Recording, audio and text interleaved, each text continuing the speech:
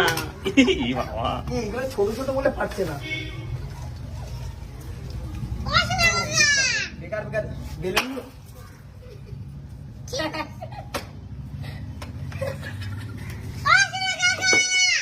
আর চিল্লাই না।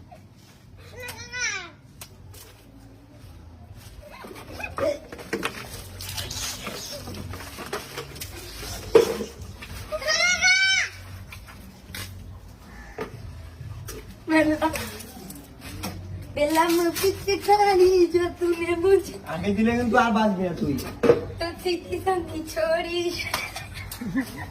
ফাটছে না কেন? বেলুন গুলো শক্ত হবে, দামি বেলুন।